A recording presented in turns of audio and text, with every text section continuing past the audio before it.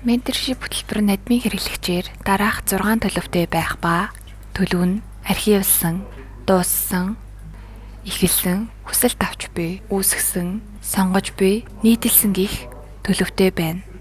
Сонгож буй төлөвтэй менторшип хөтөлбөрт админ хэрэглэгч менти болон ментороор хүсэлт илгээсэн суралцагчдыг батлах болон цуцлах боломжтой байна.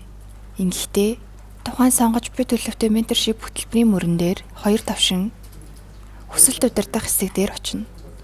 Хүсэлт удирдах хэсэгт ментор болон ментигээр хүсэлт илгээсэн суралцагчдын мэдээлэл хүснэгтэн байдлаар харагдах ба админ хэрэглэгч цуцлах болон батлахдаа тухайн суралцагчийн мэдээллийн ард байрлах 3 цэгэн дээр даран цуцлах, мөн батлах боломжтой байна. Илгээсэн хүсэлтийн төлөв дараах 3 төлөвтэй байх ба батлагдсан, цуцлагдсан, хүлээгдэж буй.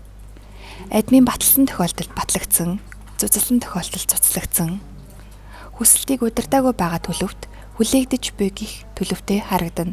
Менти суралцагчийн эрхийг баталсан тохиолдолд ментор онох боломжтой ба ингэхдээ мөн адил батлагдсан төлөвтэй суралцагчийн ард барилга 3 цэгэн дээр даран ментор онох товчлуурыг дарна.